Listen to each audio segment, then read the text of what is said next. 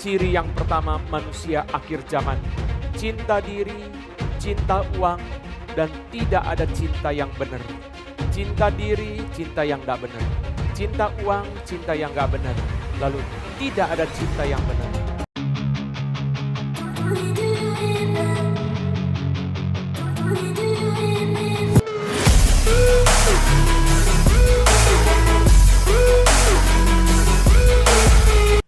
Shalom sahabat Ephata Kebenaran. Senang sekali bisa bertemu kembali dengan sahabat di channel ini.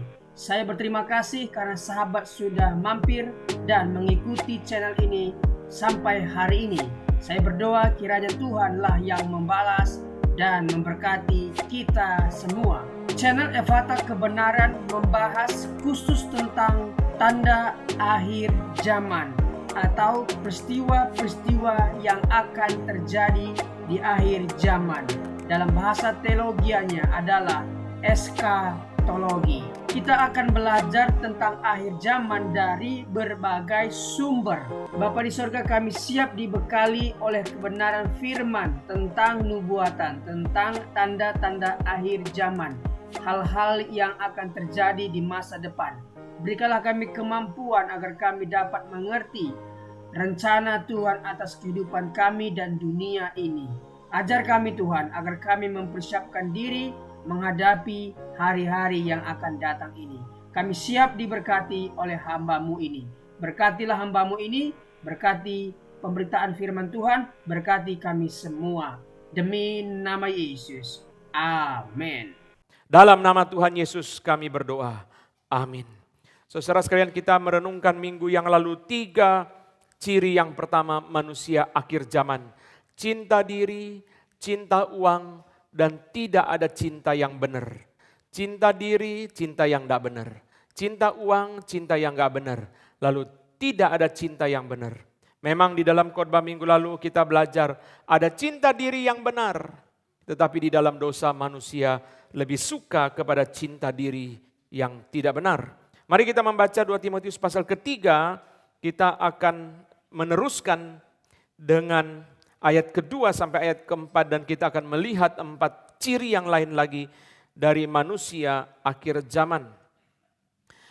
Mari kita membaca bersama-sama ayat 2 dan sampai dengan ayat yang keempat, 2 Timotius 3, 1, 2, 3. Manusia akan mencintai dirinya sendiri dan menjadi hamba uang.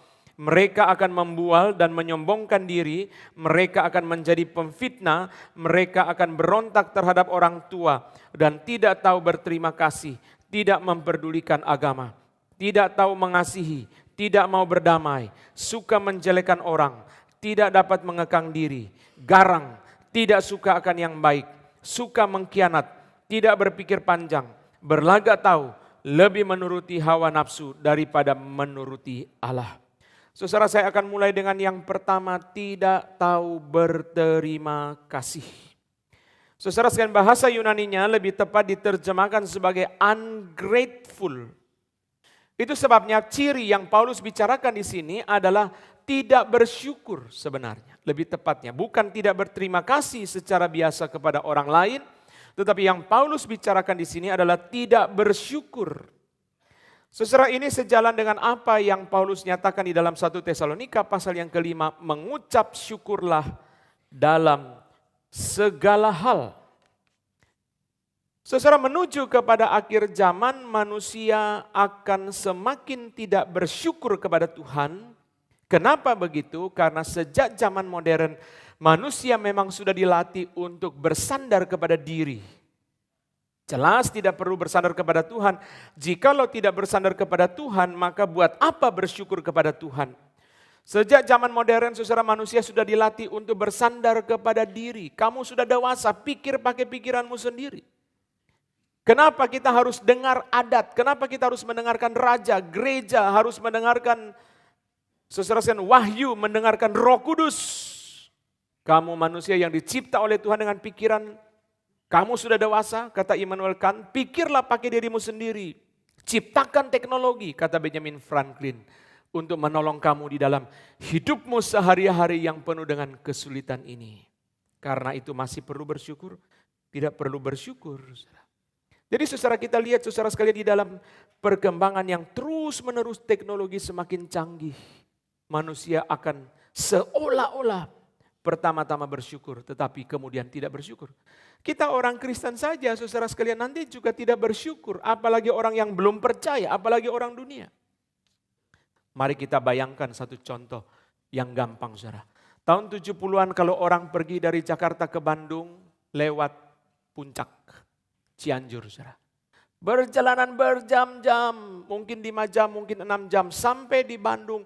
Waduh puji Tuhan, bisa sampai di Bandung dengan baik, tidak ban bocor, tidak mengalami ban bocor di tengah gunung, tidak mengalami remblong di jalanan yang berkelok-kelok dan curam itu. Puji Tuhan. Lalu lama-lama ada tol, lama-lama ada kereta api biasa, sampai ke Wus. Kita bersyukurnya makin berkurang. Kenapa bersyukurnya makin berkurang? Karena bergumulnya makin berkurang. Bergumul kan makin gampang saudara. Dulu kita kalau mau pelayanan ke Bandung, pimpin PA hari Rabu malam, kita mesti berangkat pagi-pagi. Supaya keburu naik kereta pagi-pagi, kalau bawa mobil harus pagi-pagi sudah pergi ke sana. Sekarang kalau di RMCI saya ketemu hamba Tuhan, saya tanya mau kemana? Mau pimpin PA, di mana? Di Bandung. Oh jalan jam berapa? Ini sudah jam 4. Sebentar saja sudah sampai Pak. Ke Halim, naik Wus, sampai di situ sebelum jam 7. Sudah sampai di GRI Bandung. Cepat sekali saudara. Saudara sehingga di dalam teknologi yang semakin canggih, kita mulai semakin bergantung kepada teknologi. Kita mulai kurang bersyukur kepada Tuhan. Dulu kita lupa atau pikirkan nomor telepon orang. Tadi ketemu orang itu di situ dia beritahu nomor telepon dokter. Berapa nomor teleponnya? Dulu belum ada internet, kita tidak bisa cari. Masa saya mesti pergi ke situ untuk cari nomor telepon. Lalu saudara kita pikir, wah ingat puji Tuhan. Saya ditolong oleh Tuhan untuk bisa ingat nomor telepon dokter tadi. Tapi sekarang tidak perlu. Buka di internet cari. Dokter siapa, jadwalnya hari apa, langsung daftar. Semua semakin gampang, semakin kita kurang bergumul. Semakin kita kurang bergumul, semakin kita kurang bersyukur. Semakin kita kurang bersyukur, lebih gampang mengeluh. Kita hidup ya misalnya seperti saya, hidup separuh hidup, tidak ada internet. Tapi sekarang kalau internet gak ada, mengeluh enggak? Dulu kan hidup tidak ada internet, Bapak Ibu yang lebih tua, saudara, lebih panjang lagi masa hidup tidak ada internet. Kenapa kita hidup tidak ada internet, kita gak pernah bersyukur saudara. Sekarang ada internet, kita mulai tidak bersyukur. Seorang pendeta berkata, orang Kristen mengeluh bukan untuk apa yang tidak ada, tetapi untuk apa yang ada. Orang Kristen mengeluh bukan untuk apa yang tidak ada, tetapi apa yang ada. Mengeluh karena tidak punya istri, bukan karena cerewet. Yang ada ini loh cerewet. Mengeluh karena tidak punya anak, bukan mengeluh karena yang ada ini repot.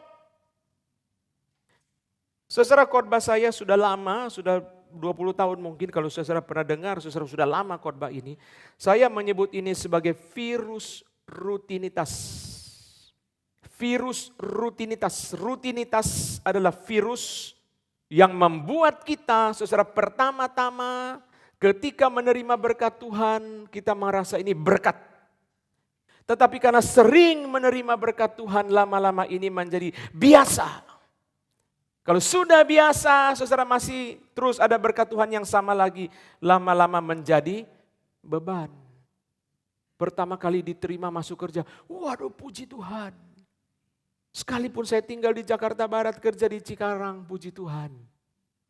Lama-lama biasa, lama-lama jauhnya. Aduh, bawa mobil manual dari Jakarta Barat ke Cikarang, saudara, kopling, sampai masuk kantor miring kiri, saudara. Mengeluh. Anugerah Tuhan, pertama berkat. Lama-lama biasa, lama-lama beban. Pertama kali saudara berkat, pertama kali menikah, melihat pasangan. I am the luckiest man. Aku adalah orang yang paling beruntung dapat istri seperti kamu. I am the luckiest man.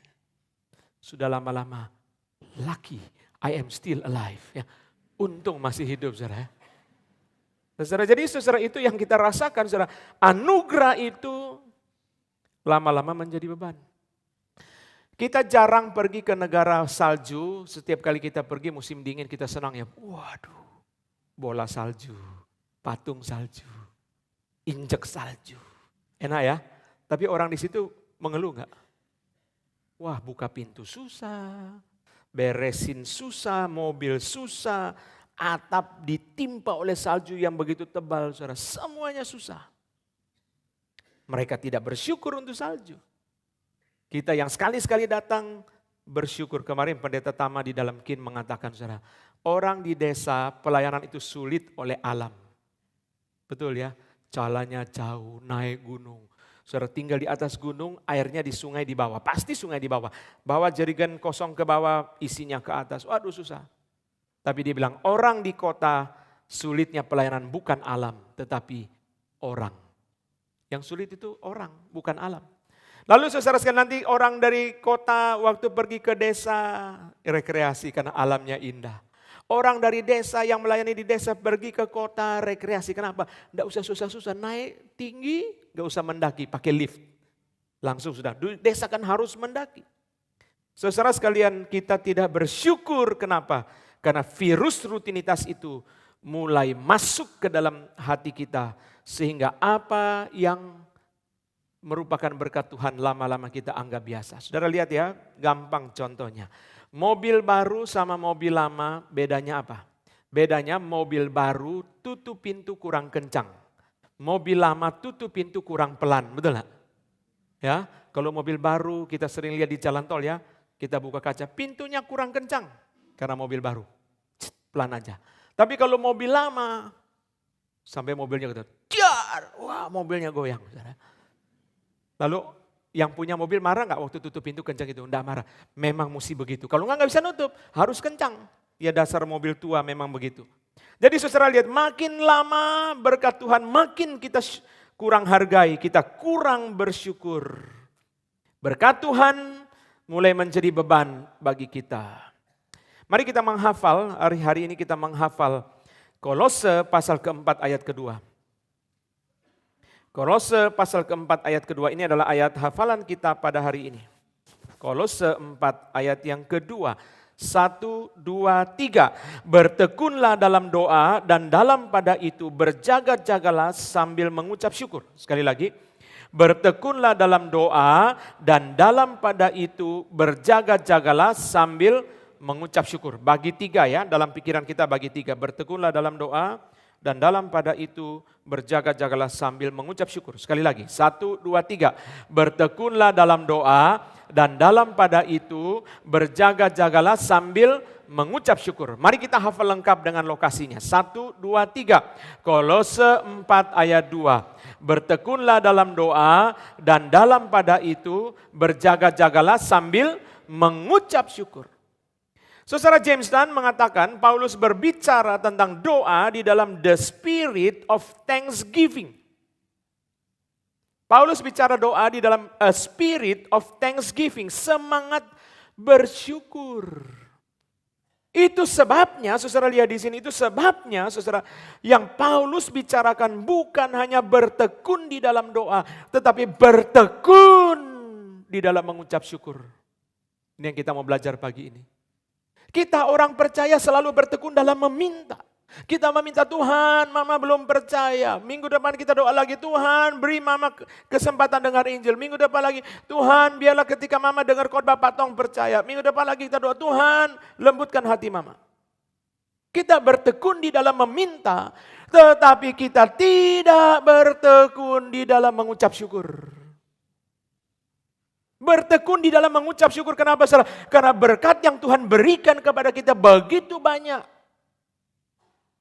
Sehingga kita tidak pernah ada orang Kristen dimanapun selama kapanpun yang pernah selesai bersyukur. Tidak pernah. Bertekun dalam mengucap syukur itu misalnya apa? Saya memberikan contoh dengan bunga ini. Saudara. Kita bersyukur bukan hanya Tuhan saya bersyukur untuk bunga yang ini indah ini. Bukan. Tapi saya bertekun satu persatu. Tuhan terima kasih daun yang hijau ini. Tuhan terima kasih bunga yang putih ini. Tuhan terima kasih yang merah muda, yang oranye saudara. Satu persatu bersyukur. Itu namanya bertekun di dalam mengucap syukur saudara. Kita suka bertekun dalam doa ya. Ada orang Kristen juga nggak bertekun dalam doa, tapi bertekun dalam mengucap syukur. Satu-satu loh. Saudara lihat ya, kalau kita punya pemberian kepada orang satu bunga ini, kita kasih orang tidak menghargai, kita marah. Tapi berjuta-juta bunga Tuhan beri kepada kita, kita tidak bertekun dalam bersyukur. Saudara bertekun dalam bersyukur, satu persatu. Kenapa harus bertekun, saudara? Karena kadang-kadang kita bersyukur baru sampai sepertiga kita udah capek. Tuhan, bunga yang hijau, terima kasih Tuhan. Yang merah muda, yang putih, yang ada tangkainya, terima kasih Tuhan. Belum sampai di sini, saudara. Baru sepertiga kita sudah nggak bersyukur. Kita sudah berhenti bersyukur. Mari kita lihat dalam gereja saja, contoh yang paling jelas. Kalau kita mau ada KKR, mau ada retret, mau ada acara besar yang ikut doa banyak, mari kita kumpul berdoa. Begitu selesai acara, ucapan syukur, yang ikut doa tinggal separuh, tinggal sepertiga. Tapi kita marah kalau orang tidak menghargai apa yang kita beri kepada orang. Satu bunga kita beri, dia nggak terima kasih, kita ingat sampai mati. Saya kasih dia bunga, dia nggak terima kasih. Saya kasih dia minum, dia diam aja. Tapi berjuta-juta berkat Tuhan, saudara sudah selesai mengucap syukur. Bertekun dalam bersyukur. Bertekun dalam bersyukur itu kekurangan kita, saudara. Kita malas bersyukur. Satu anak kecil aja, saudara, dari 0 sampai 10 tahun, coba saudara bersyukur satu persatu. 3 jam belum selesai doanya. Tuhan, terima kasih Tuhan. Dia pernah masuk rumah sakit, Tuhan terima kasih dia mencret, Tuhan terima kasih apa-apa. Satu anak umur 10 tahun aja. Saudara pernah bersyukur? Itu sebabnya, balik ke tadi virus rutinitas, salah satu cara Tuhan untuk mengajar kita menghargai, berkat itu Tuhan ambil. Setelah Tuhan ambil anak itu, baru orang tua itu mengatakan, aduh baik, aduh gini. Kenapa enggak dari dulu bersyukur? Kita enggak bertekun di dalam bersyukur, saudara. Kita bertekun di dalam doa, bertekun di dalam meminta. Tetapi berkat-berkat Tuhan begitu banyak, kita biarkan berlalu saja. Kita hanya satu kali, Tuhan saya bersyukur bunga ini indah Tuhan, bagus Tuhan. Oh saudara sekalian, kita mau satu pemberian kita kepada orang hargai, orang terima kasih. Tetapi berjuta-juta pemberian yang Tuhan berikan kepada kita, kita bersyukur sampai selesai? Tidak, saudara sekalian. Saudara lihat ya, bunga putih ini ada misalnya di sini, saya tidak bersyukur. Tapi begitu bunga putih ini hilang, saya protes. Kenapa bunganya tidak ada? Tapi saya tidak bersyukur, saudara. Kita tidak bersyukur untuk berkat yang Tuhan berikan itu dengan bertekun. Bertekun di dalam mengucap syukur berarti apa? Satu persatu terus menerus. Sedangkan satu berkat saja kita harus bersyukur berkali-kali. Apalagi begitu banyak berkat di dalam hidup kita yang banyak yang kita tidak bersyukur. Saudara. Banyak yang kita nggak bersyukur, terlalu banyak berkat Tuhan yang kita tidak pernah bersyukur, saudara. Yang kita minta, yang kita mengeluh. Maka saya katakan di sini, saudara, dosa kita yang paling banyak, salah satu kita sering lakukan, bertekun di dalam mengeluh. Banyak berkat Tuhan yang kita nggak pernah bersyukur, saudara. Banyak berkat Tuhan yang kita tidak pernah bersyukur yang Tuhan berikan dalam hidup kita. Sampai kapan kita akan bersyukur? Sampai berkat itu hilang. Orang pakai barang, HP atau arloji, saudara. Kurang harga ya, kebentur sana sini, taruh di kamar mandi sembarangan. Begitu hilang, wah itu arloji dikasih istri saya waktu kami pacaran. Itu gini, dulu itu beli di Swiss waktu kami honeymoon. Wah itu gini. Semua kehebatan arloji itu diceritain. Tapi selama belum hilang, dihargai enggak? Tidak dihargai. Saudara lihat ya, orang kritik Patong misalnya. Nanti waktu Patong meninggal, saudara, khotbah Patong diburu di internet. Itu persis Gus Dur waktu meninggal, saudara. Hari itu yang buru buku dia di Gramedia diserbu. Tapi selama dia hidup banyak yang kritik dia, saudara. Itu sindrom yang biasa terjadi pada manusia. Saudara, berkat itu kita tidak bisa bersyukur hanya cuma satu kali. Tuhan terima kasih untuk bunga ini. Kita harus bertekun satu persatu berkat Tuhan. Itu sebabnya ada lagu berkata, hitunglah berkat itu, hitung. Saudara, itu yang akhirnya saudara sekalian membuat Yusuf hidup dalam kekudusan. Kenapa dia tidak berbuat dosa dengan istri Potifar. Dia berkata, Potifar percayakan ini kepada saya. Saya tidak akan bersalah kepada Tuhan. Berarti dia tahu semua yang Potifar berikan kepada dia itu adalah berkat Tuhan. Itu sebabnya Paulus gabungkan di ayat yang kedua. Ayat yang kedua ini dengan berjaga-jaga. Bertekun dalam bersyukur. Lalu Paulus berkata berjaga-jaga di dalam mengucap syukur. Sambil mengucap syukur. Kita belajar dari Tuhan Yesus itu berjaga-jaga sambil berdoa. Ayo berjaga-jaga, Tuhan saya orang yang gampang sombong. Tuhan tolong jaga saya supaya hati saya jangan sombong. Tapi Paulus berkata tidak, berjaga-jaga sambil bersyukur. Pada waktu kita bersyukur, mengingat kebaikan-kebaikan Tuhan, pada saat yang sama kita sedang berjaga-jaga terhadap serangan setan. Setan tidak akan menjatuhkan orang dalam dosa yang hatinya penuh bersyukur. Kenapa Yusuf tidak jatuh dalam dosa? Karena dia bersyukur. Yusuf hitung berkat Tuhan. Potifar percayakan kepada saya ini. Dalam rumah ini semuanya dia serahkan kepada saya kecuali kau istrinya. Itu sebabnya Yusuf tidak jatuh di dalam dosa. Karena dia menghitung berkat Tuhan dan dia bersyukur. Orang yang hatinya bertekun dalam ucapan syukur, berjaga-jaga dengan mengucap syukur, tidak mungkin dia jatuh dalam dosa. Dia bersyukur satu hal saja, saudara. Bersyukur tentang darah Yesus saja sudah membuat dia hidup kudus, saudara. Bertekun dalam bersyukur. Orang yang bertekun dalam bersyukur akan membuat dia banyak berdoa. Douglas Moore mengatakan stimulus to pray. Ucapan syukur adalah stimulus untuk berdoa, saudara. Orang yang bersyukur terus-menerus dia tahu Tuhan kerja dalam hidup saya begitu banyak. Itu sebabnya saya harus bersandar kepada dia. Itu sebabnya saya harus mencari pertolongan dia. Itu sebabnya saya harus mencari belas kasihan dia. Tugas kita apa, saudara? Dunia makin tidak bersyukur. Kalau orang Kristen pun tidak bersyukur. Tuhan mengatakan manusia tidak ada harapan, saudara. Yang sudah ngerti firman, yang ngerti darah Yesus saja tidak bersyukur, terus harus siapa lagi yang bersyukur? Tidak bisa mengharapkan orang dunia bersyukur, orang dunia akan makin lama makin tidak bersyukur. Menuju kepada kedatangan Yesus, orang dunia akan makin lama makin tidak bersyukur. Kalau orang Kristen pun juga tidak bersyukur, lalu siapa yang bersyukur? Saudara? Bertekunlah dalam mengucap syukur. Mari kita bertekun dalam mengucap syukur satu persatu berkat Tuhan. Saudara jangan gampang, Tuhan terima kasih Tuhan. Puji Tuhan kami dari Jakarta sampai Bandung sudah selesai, sudah sampai.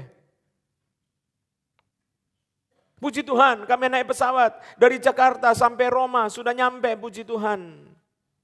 Bersyukur bagasi tidak hilang. Kalau hilang, iya ya.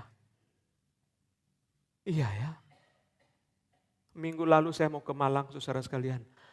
Aduh, saudara tahu kan kebaktian doa, saya langsung lari ke airport, saudara. Naik pesawat, sudah sampai di dekat runway, saya dengar pengumuman sebelum saya tidur. Kita menunggu antrian 8 pesawat, saudara. Lalu saya tidur. Bangun 1 jam, saya lihat sudah 1 jam, antri lama sekali ya. Baru saya pikir begitu keluar pengumuman. Pesawat mengalami kendala teknis, kita kembali ke terminal. Kebaktian ulang tahun GRI Malang jam 5 sore. Aduh hati saya sedih sekali, saudara.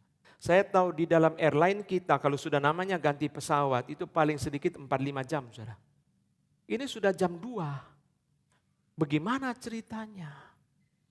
Saya bilang Tuhan kasihanlah gereja itu. Mereka sudah pindahkan kebaktian semua menjadi sore, ngikutin jadwal saya supaya saya dari Kebun Jeruk bisa pergi ke situ. Tuhan kasihan sama mereka. Saya sudah bayangkan dalam pikiran saya pengumuman di dalam terminal itu. Bapak Ibu dengan penumpang dengan tujuan Malang, pesawat dari Makassar akan mendarat pada pukul 6 sore dan kami perlu 1 jam untuk persiapan dan Bapak akan boarding untuk ke Malang. Saya pikir udah pasti, ini jam 2, 4 jam atau 5 jam. Saudara singkat cerita ya. Saya sampai di GRI Malang, kebaktian jam 5. Kurang 5 menit naik mimbar khotbah, 17.25.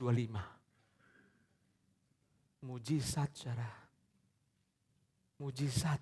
Bagaimana ceritanya, saudara? Saudara tahun itu di Bali orang sampai marah-marah. Karena pesawat rusak, saudara. 8 jam belum dapat pesawat ganti. Marah-marah. Saudara pesawat rusak terus ganti pesawat, itu bagaimana ceritanya?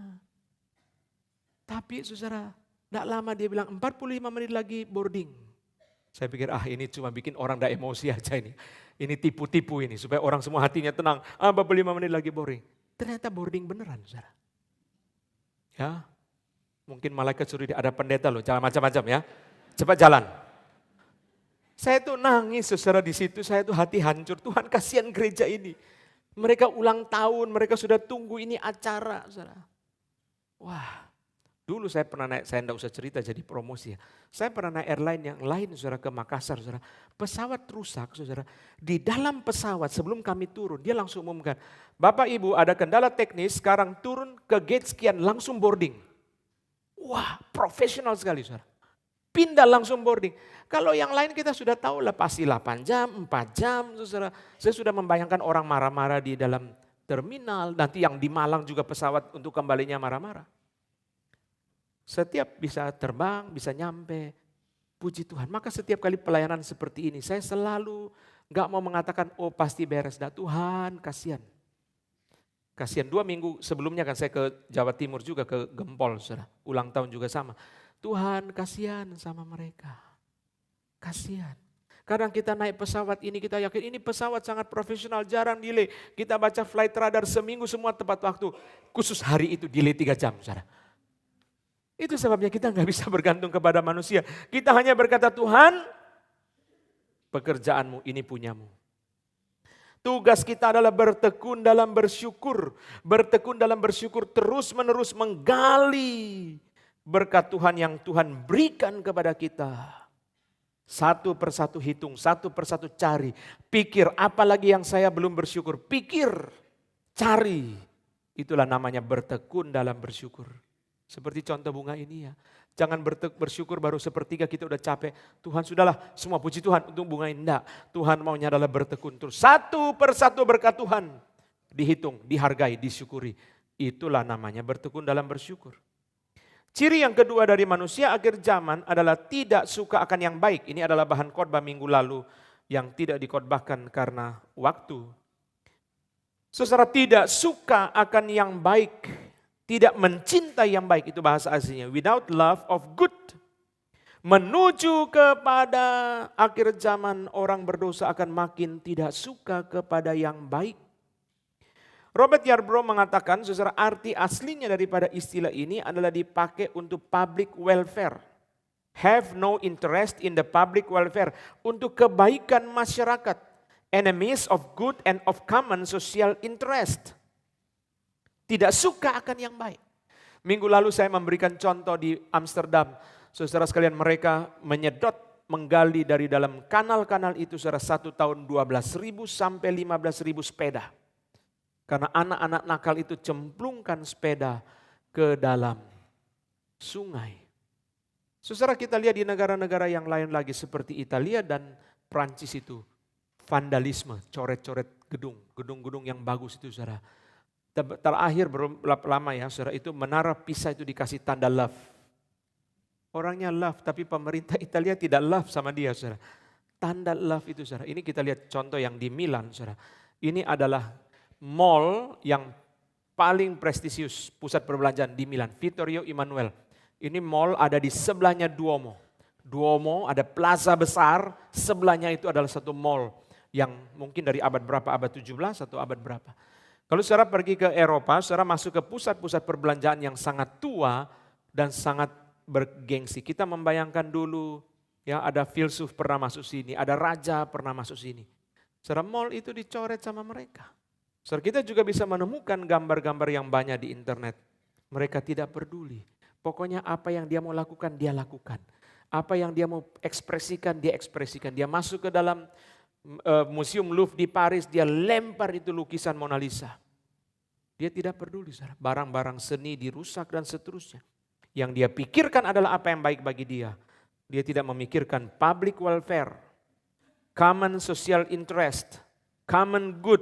Nah, dia tidak pikirkan itu, saudara. Dia lakukan saja semau dia. Di negara kita, ini penyakit yang sulit sembuh. Saya percaya sampai Tuhan Yesus datang sulit sembuh. Motor lawan arah, saudara ya. Motor lawan arah, coba dikasih lihat, saudara. Motor lawan arah. Ini, saudara, gimana ceritanya, saudara ya. Sulit sekali sembuh. Saudara lihat ya. Mereka menghadang busway, lalu polisi datang. Itu adalah polisi memancing di akuarium, saudara ya. Langsung keluarin kertas catat satu-satu. Kadang-kadang mereka angkut motor, keluarin dari pembatas jalan busway itu, saudara. Susah. Orang yang naik sepeda motor kalau ditanya pasti ada alasan. Saudara juga yang naik sepeda motor pasti ada alasan. Putar baliknya jauh, macet. Ya. Semua juga begitu, bukan cuma saya. Saya jadi orang yang baik tapi semua juga begitu, saudara. Kadang-kadang saya bawa mobil, saudara, satu jalan begini, saudara, 4 lajur itu lawan arah. Jadi saya jadi rasa guilty feeling, yang benar saya apa dia yang benar? Karena semua menghadap sini, kok saya jadi menghadap situ, saudara. Saudara sekalian, memang kita perlu belajar terus-menerus untuk public welfare yang baik. Tidak suka hal yang baik, tidak suka hal-hal yang memberkati orang lain. Saudara, dunia akan makin begini, berjalan semakin begini, tetapi tugas kita orang Kristen adalah berbuat baik. Saudara, di dalam bagian ini kita melihat ada 2 hal yang akan saya refleksikan pada bagian ini, saudara. Pertama, saudara lihat ya, 3 pekerjaan Allah untuk kita berbuat baik. 3 pekerjaan Allah untuk kita berbuat baik. Diciptakan untuk berbuat baik, ditebus untuk berbuat baik, diperlengkapi untuk berbuat baik. Efesus 2 ayat 10 berkata kita diciptakan dalam Kristus Yesus untuk melakukan pekerjaan baik. Inilah pekerjaan Allah Bapa, inilah tujuan hidup kita. Untuk memuliakan Allah dengan berbuat baik. Kita mengerti kenapa kita ada di dalam dunia karena kita diciptakan untuk berbuat baik. Tetapi setelah kita jatuh dalam dosa, kita tidak mampu berbuat baik. Itu sebabnya perlu yang kedua, ditebus dengan darah Kristus untuk berbuat baik. Titus 2 ayat 14 berkata, Kristus telah menyerahkan dirinya bagi kita untuk membebaskan kita dari segala kejahatan dan menguduskan bagi dirinya suatu umat kepunyaannya sendiri yang rajin berbuat baik. Ditebus untuk berbuat baik. Kita nggak bisa berbuat baik kalau Tuhan Yesus tidak mati bagi kita. Harus ada darah Kristus yang memampukan kita untuk berbuat baik. Pertama, kita diciptakan untuk berbuat baik. Efesus 2:10. Kedua, ditebus untuk berbuat baik. Titus 2:14. Ketiga, diperlengkapi untuk berbuat baik. Saya sudah tahu tujuan hidup saya untuk berbuat baik. Saya sudah tahu saya ditebus oleh darah Yesus sehingga saya mampu berbuat baik. Tapi gimana caranya? Alkitab dalam 2 Timotius 3:16 Alkitab diberikan. Lalu 2 Timotius 3:17 berkata, dengan demikian tiap-tiap manusia kepunyaan Allah diperlengkapi untuk setiap perbuatan baik. Roh Kudus memperlengkapi kita untuk berbuat baik dengan memberikan kepada kita firman Tuhan. Jadi kita mengerti. Kita mengerti gimana caranya saya berbuat baik. Gimana caranya, apa yang harus saya lakukan untuk berbuat baik. Saya tahu saya dicipta untuk berbuat baik. Saya tahu saya sudah ditebus oleh darah Kristus untuk berbuat baik. Saya perlu pertolongan Roh Kudus melalui firman. Supaya saya mengerti bagaimana saya harus berbuat baik.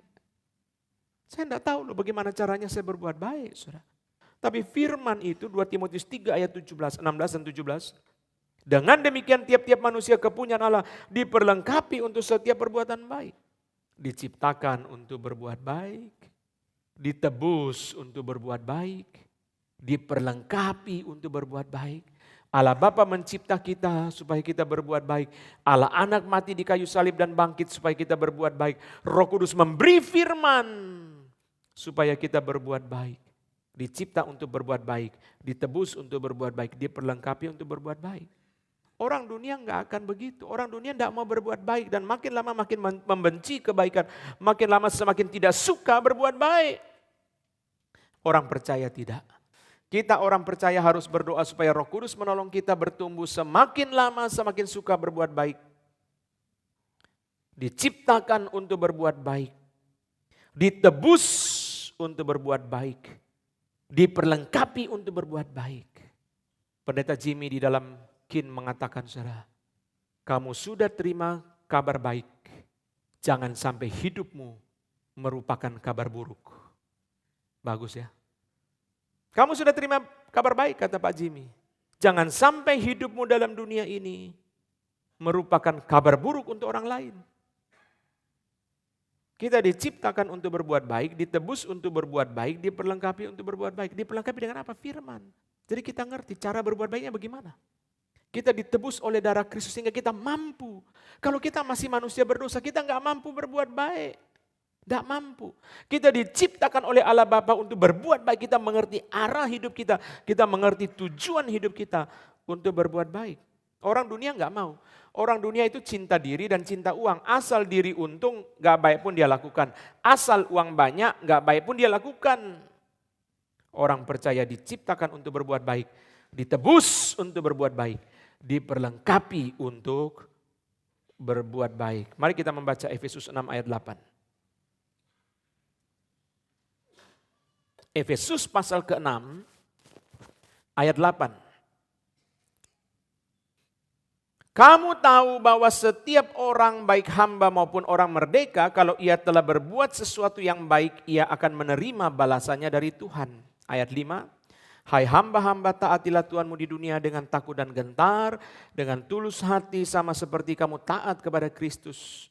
Jangan hanya di hadapan mereka saja untuk menyenangkan hati orang, tetapi sebagai hamba-hamba Kristus yang dengan segenap hati melakukan kehendak Allah. Dan yang dengan rela menjalankan pelayanannya seperti orang-orang yang melayani Tuhan dan bukan manusia. Ayat 8 itu penghiburan. Paulus memberikan penghiburan yang luar biasa kepada para budak. Yang sementara mereka masih budak, mereka sudah menjadi orang percaya dan masuk ke dalam gereja. Mereka masuk ke dalam gereja, mereka adalah para budak. Saudara, Paulus mengatakan, tidak apa-apa, kamu budak tidak apa-apa, yang penting tugasmu adalah berbuat baik. Tugasmu adalah taat kepada Tuhanmu, tugasmu adalah tulus hati. Tugasmu adalah, saudara, dengan segenap hati melakukan kehendak Allah. Itu tugasmu. Pendeta Agus di dalam khotbah yang sangat bagus sekali di dalam Kin, saudara. Dia membandingkan Petrus dengan Yohanes. Di akhir Injil Yohanes, Petrus bilang sama Tuhan Yesus, seolah-olah Yesus berkata Yohanes akan hidup lebih panjang. Petrus bilang, apa dia akan hidup lebih panjang? Tuhan Yesus bilang, itu bukan urusanmu. Urusanmu adalah taat. Pendeta Agus di dalam Kin membandingkan dua cerita yang bagus, saudara. Billy Graham dan Jim Elliot. Billy Graham orang yang dipakai Tuhan luar biasa. Jutaan orang mendengar khotbah dia. Semua presiden Amerika hormat kepada dia. Sementara Jim Elliot yang juga hatinya murni. Belum memenangkan satu jiwa. Sudah ditombak mati oleh orang Ekuador. Pak Agus mengatakan kadang-kadang kita merasa kok saya begini ya. Kok dia begitu ya. Jangan. Itu bukan urusanmu. Pendeta Stephen Tong berkali-kali di dalam Kin mengatakan satu kalimat. Salah satu dosa yang sulit diampuni oleh Tuhan adalah iri hati. Kenapa saudara? Karena orang iri hati mempersalahkan Tuhan. Tuhan, kenapa cici saya lebih kaya dari saya? Memang dia nggak ngomong begitu. Tapi ketika dia mengeluh, ketika dia iri hati saudara, seolah-olah dia mempersalahkan Tuhan. Kenapa koko saya lebih kaya dari saya? Maka Pak Tom mengatakan, coba lihat di Alkitab, Kain iri kepada Habel, ada pengampunan? Saul iri kepada Daud, ada pengampunan? Salah satu dosa yang sulit diampuni itu adalah iri hati. Saudara, Paulus mau mengatakan kepada para budak, jangan pikir orang lain, kamu sendiri berbuat baik. Kalau kamu berbuat baik, sekalipun Tuhanmu tidak menghargai kamu, ada upah yang Tuhan sediakan bagi kamu, ada balasannya. Kadang kita suka pikirkan orang lain, saudara. Bagaimana dengan dia? Petrus bilang, bagaimana dengan Yohanes? Itu bukan urusanmu. Itu bukan urusanmu. Kita suka lihat orang lain. Paulus berkata kepada para budak, tugasmu adalah taat. Tugasmu adalah berbuat baik. Tuhan menyediakan balasan. Tuhanmu tidak beres, itu urusan dia sama Tuhan, nanti Tuhan hukum dia. Tetapi tugasmu adalah berbuat baik. Pertanyaan saya begini, saudara. Di dalam konteks para budak waktu itu, mungkin tidak seorang budak memenangkan tuannya. Budak itu seperti binatang, tidak ada nilainya. Budak itu seperti tisu, tidak ada nilainya. Saudara. Mungkinkah seorang budak dipakai Tuhan memenangkan tuannya pada zaman itu? Mari kita lihat Titus pasal kedua. Hanya satu kali ayat ini muncul. Tidak pernah muncul di dalam bagian lain di perjanjian baru. Hanya satu kali, Titus 2 ayat 9. dan 10. Hamba-hamba hendaklah taat kepada tuannya dalam segala hal dan berkenan kepada mereka. Jangan membantah, jangan curang, tetapi hendaklah selalu tulus dan setia, supaya dengan demikian mereka dalam segala hal memuliakan ajaran Allah, Juru Selamat kita. Tugasmu hai hamba taat, jangan membantah, jangan curang, tulus dan setia. Tuanmu akan memuliakan ajaran Juru Selamat. Artinya apa? Tuanmu akan terima Injil. Kalau kita bicara zaman sekarang, mungkin gak seorang office boy memenangkan presiden direktur? Mungkin. Masa iya Pak? Di kantor, di perusahaan, di gedung yang begitu besar puluhan lantai, seorang presiden direktur menjadi orang percaya gara-gara seorang office boy. Tapi Alkitab ngomong, saudara, supaya mereka memuliakan ajaran Allah. Artinya apa? Supaya mereka menerima Injil. Juru Selamat, saudara, mungkin tak mungkin. Tugasmu taat, tugasmu jangan curang, tugasmu tulus dan setia. Ini penghiburan Paulus. Hei hamba, berbuatlah baik, nanti ada balasan dari Tuhan, nanti di dalam penghakiman terakhir. Tetapi hei hamba, kalau kamu berbuat baik di dalam dunia ini pun ada balasan dari Tuhan, yaitu apa? Tuhanmu jadi orang percaya. Oh indah ya, kalau ada office boy bisa dipakai oleh Tuhan memenangkan owner atau presiden direktur dari perusahaan itu satu berita yang gempar, saudara. Mungkin tidak mungkin. Mungkin tuannya lesu terus, cemberut terus. Dilihat office boy kok setiap hari selalu senyum, apa kamu gak ada masalah dalam hidupmu? Dia antar teh dipanggil sama bosnya, coba kamu cerita. Tuhan Yesus dalam hati saya. Bisa gak? Bisa. Ini Titus 2, ini saudara, heran ya Paulus bilang sama Titus, hamba-hamba bisa memenangkan tuan mereka. Tugasmu berbuat baik. Tugasmu adalah berbuat baik, itu tugasmu karena kamu diciptakan untuk berbuat baik, ditebus untuk berbuat baik, diperlengkapi untuk berbuat baik. Tujuan hidupmu adalah berbuat baik. Kamu sudah ditebus, kamu sudah dimampukan untuk berbuat baik. Dan Tuhan sudah berikan kepada kamu manual. Bagaimana caranya berbuat baik? Sudah diberi Alkitab itu, saudara. Kamu sudah diperlengkapi untuk berbuat baik. Jangan pikir orang lain, tugasmu adalah berbuat baik. Kok dia begini? Itu bukan urusanmu. Kata Tuhan Yesus yang dikhotbahkan oleh Pendeta Agus di dalam KIN. Itu bukan urusanmu. Bagus sekali Pak Agus, saudara mengatakan, kadang kita hamba-hamba Tuhan melayani. Mungkin para misionaris yang hadir di situ, saudara, ada berapa ribu hamba Tuhan yang hadir kemarin, saudara. Mereka itu melayani di desa-desa sulit. Kok hamba Tuhan yang di kota kok rasanya lebih enak ya. Kita di desa untuk timba air aja harus turun ke bawah, bawa ke atas, tengah mati. Itu bukan urusanmu. Tugasmu adalah taat. Saudara, tugasmu adalah berbuat baik. Karena ada balasan dari Tuhan. Itu adalah tugasmu, berbuat baik. Ketika dunia semakin benci kebaikan, tugas kita orang percaya harus semakin banyak berbuat baik. Ketika dunia semakin tidak mau bersyukur kepada Tuhan, orang percaya harus bertekun di dalam ucapan syukur. Ketiga, ciri akhir zaman yang ketiga, manusia akhir zaman memberontak terhadap orang tua. Blasphemoi itu bahasa Yunaninya, saudara, menghujat orang tua, abusive terhadap orang tua, tidak taat kepada orang tua. Saudara sekalian, kenapa? Karena menuju kepada akhir zaman, sejak zaman modern, kita melihat zaman modern sudah melatih manusia. Kamu sudah dewasa, pikir pakai pikiranmu sendiri. Jangan tergantung adat, jangan tergantung wahyu, jangan tergantung orang tua, jangan tergantung gereja, jangan tergantung pendeta, jangan tergantung raja. Kamu sudah dewasa, pikir pakai pikiranmu sendiri. John Locke mengatakan, saudara, setiap manusia dilahirkan setara. Berarti apa? Berarti equal dong, saya sama papa saya sama dong. Itu sebabnya saudara, orang-orang barat itu saudara lihat ya. Mereka sangat menekankan apa? Equal. Kita equal, saudara, freedom. Coba saudara lihat ya. Banyak cerita saudara sekalian. Papanya lagi duduk, saudara. Anaknya datang, saudara, dia mau suruh papanya bangun dari sofa. Enggak pakai mulut, saudara, pakai tangan. Seperti usir kucing ya. Wow. Pikiran barat itu akan masuk ke timur, saudara. Nanti saudara berapa puluh atau berapa ratus tahun lagi kalau Yesus belum datang, itu akan terjadi di seluruh dunia. Nanti di Indonesia juga akan terjadi.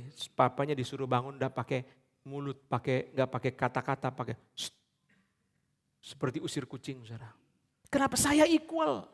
Ini pikirannya orang barat, pikirannya John Locke. Saya sama papa saya equal. Dia ada hak asasi, saya juga ada hak asasi. Kenapa saya mesti taat sama dia? Dia manusia, saya juga manusia. Saudara lihat ya, makin ke dalam akhir zaman, saudara, pikiran ini akan makin keras lagi. Kenapa, saudara? Karena ilmu pengetahuan dan teknologi.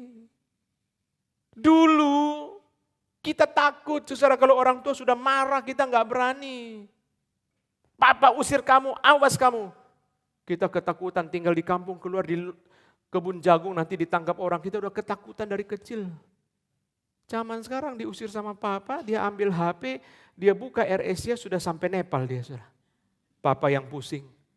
Dia ada tabungan di hak rekening dia, saudara, langsung dia beli. Dia udah naik pesawat. Papa mau usir saya pergi sekarang. Tidak usah tunggu papa usir, saya sudah pesan tiket. Zaman sekarang ilmu pengetahuan membuat anak semakin mandiri. Ilmu pengetahuan membuat dan teknologi membuat anak semakin pintar. Dulu berdebat sama orang tua, itu kan pikiran orang barat ya. Argue, tidak bisa langsung taat sama orang tua, argue dulu. Kalau kita di Asia kan diomongnya apa ya, nurut ya. Ya papa, kita kalau dari kecil diajari ya, kalau ngomong sama orang tua sebut nama. Anton ya, Anton ya. Kita tidak ada, saya itu tidak ada, saudara. Kurang ajar ini anak. Tapi orang barat tidak bisa, kita sama. Kita diskusi dulu, kita debat dulu. Lalu, saudara lihat ya, teknologi makin canggih. Anak makin debat, kenapa? Karena dia tidak bisa jawab orang tua, dia buka ChatGPT. Dia bantah papa mamanya. Menuju kepada akhir zaman, manusia akan semakin memberontak kepada orang tua. Maka jadi orang tua sekarang dengan jadi orang tua dulu jauh lebih sulit. Jadi orang tua sekarang. Jadi orang tua dulu sudah tangan begini aja anak sudah langsung tunduk, taat, makan sampai habis. Zaman sekarang setelah dia pesan nasi goreng, kita bikin nasi goreng, dia dalam perjalanan dia ganti bakmi. Lalu saudara kita ikut dia. Zaman dulu mana ada begitu, saudara? Zaman dulu saudara, apalagi yang di daerah-daerah, waduh. Itu sangat menderita, saudara. Anak juga nggak berani apa-apa sama orang tua. Saudara lihat ya, inilah perjalanan menuju kepada akhir zaman. Manusia akan semakin memberontak kepada orang tua. Mari kita lihat Yohanes 19. Apa yang orang Kristen harus lakukan. Tuhan Yesus, teladan kita, Yohanes 19 ayat 25 sampai 27. Mari kita lihat Yohanes 19 ayat 25 sampai 27. 1, 2, 3. Dan dekat salib Yesus berdiri ibunya dan saudara ibunya Maria, istri Kleopas dan Maria Magdalena. Ketika Yesus melihat ibunya dan murid yang dikasihinya di sampingnya, berkatalah ia kepada ibunya, "Ibu, inilah anakmu." Kemudian katanya kepada muridnya, "Inilah ibumu." Dan sejak saat itu murid itu menerima dia di dalam rumahnya. Saudara lihat Tuhan Yesus itu dari permulaan sampai akhir, dari dia umur 12, dia menghormati orang tuanya, mengasihi orang tuanya sampai di dalam akhir hidupnya. Di dalam penderitaan yang paling hebat, Tuhan Yesus tetap menjalankan tugasnya kepada orang tuanya. Ini kondisi yang pertama. Itu sebabnya saudara tidak ada alasan bagi kita untuk tidak mengasihi orang tua kita, untuk tidak menghormati orang tua kita, untuk tidak memperhatikan orang tua kita. Saudara dengar baik-baik ya, menghormati orang tua bukan ajaran timur, ajaran Alkitab. Orang barat selalu bilang itu ajaran orang timur, itu ajaran orang Tionghoa, itu ajaran orang Jawa, itu ajaran orang Batak. Bukan. Ajaran orang Tionghoa bukan menghormati orang tua, menyembah orang tua. Ini ajaran Alkitab. Imamat mengatakan kalau ada orang tua duduk di situ, salaman sama orang tua, kamu berdiri. Itu Alkitab bilang, saudara. Tapi zaman sekarang, saudara, anak itu sambil nyender di sofa, naikin kaki salaman sama orang tua. Sampai orang tua harus tunduk-tunduk begini sama dia. Dia tidak peduli. Kenapa? Pikiran-pikiran barat itu sudah masuk ke dalam pikiran-pikiran orang timur. Sehingga bukan Alkitab, saudara. Bukan Alkitab. Saudara lihat Tuhan Yesus. Ketika dia mandiri di umur 12, dia tetap pulang ke Nazaret. Kenapa, saudara? Karena dia menjalankan hukum yang kelima. Hormatilah ayahmu dan ibumu. Alkitab gak berkata hormatilah ayahmu dan ibumu kalau mereka beres loh. Alkitab gak berkata begitu, hormatilah ayahmu dan ibumu. Mereka brengsek pun kita mesti menghormati, saudara. Gak ada ayat Alkitab berkata hormatilah ayahmu dan ibumu. Kalau mereka jadi teladan, bagus, cinta Tuhan, berkorban, baik, tidak egois. Gak ada ayat Alkitab hormatilah ayahmu dan ibumu, titik. Gak ada secara kriteria yang diberikan. Itulah yang Tuhan Yesus lakukan kepada Maria. Yang Tuhan Yesus lakukan kepada Yusuf dan Maria. Sekalipun dia mampu tinggal sendiri di dalam Bethlehem, di dalam Yerusalem, dia tetap pulang dalam asuhan mereka. Saudara sekalian, tugas tanggung jawab kita kepada orang tua tidak berhenti dengan kita punya pasangan. Kapan tugas kita kepada orang tua selesai? Waktu mereka meninggal. Tidak ada catatan lain. Saya hidup susah, saya banyak utang. Orang dikejar pinjol pun tetap harus jalankan tugas kepada orang tua, enggak? Coba kurang menderita apa dibandingkan Yesus?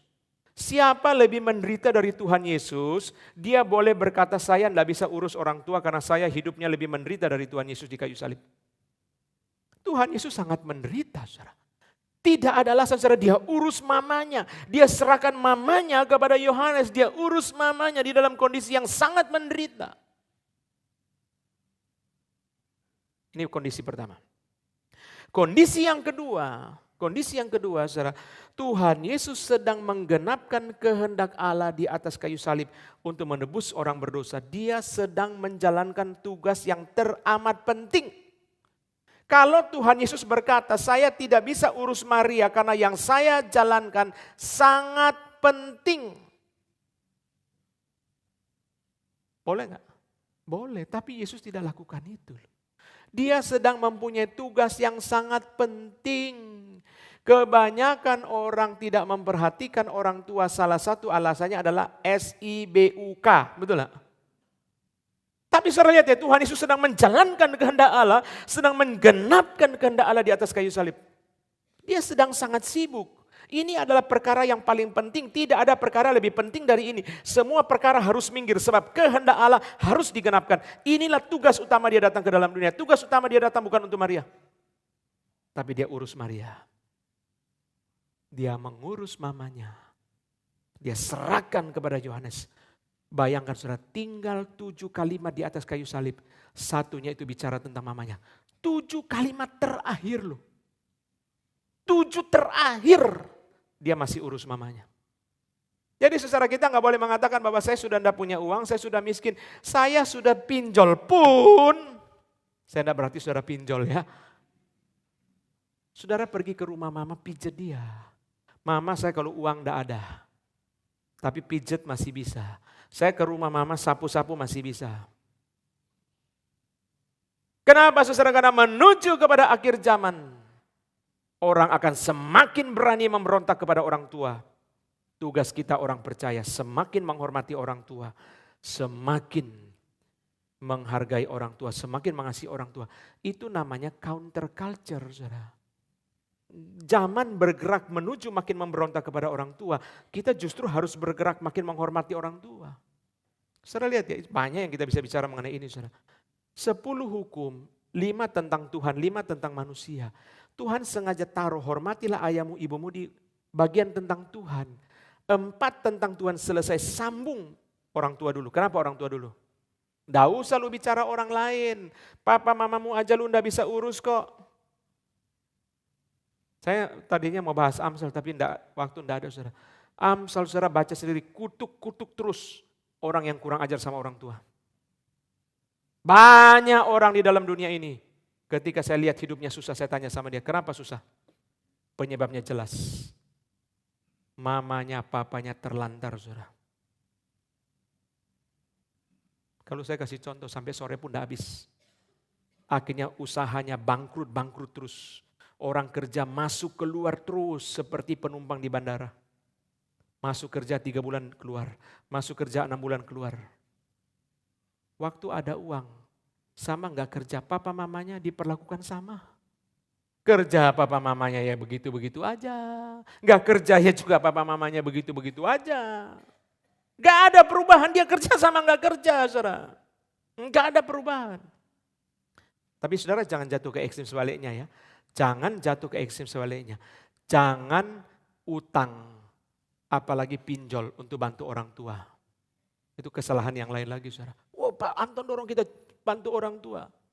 Akhirnya apa saudara? Orang tua sakit, pokoknya saya pinjol ilegal pun saja. Jangan. Saudara masuk dalam jerat yang lain, yang akhirnya papa mamamu sakit jantung karena kamu kejerat pinjol. Dia mestinya tidak mati jadi cepat mati saudara. Jadi saudara bukan jatuh ke dalam ekstrem sebaliknya. Saudara lihat ya, Tuhan Yesus sangat menderita, dia urus mamanya. Tuhan Yesus sedang menggenapkan kehendak Allah, dia urus mamanya. Ketiga saudara, kondisi yang ketiga, Tuhan Yesus pasti tahu.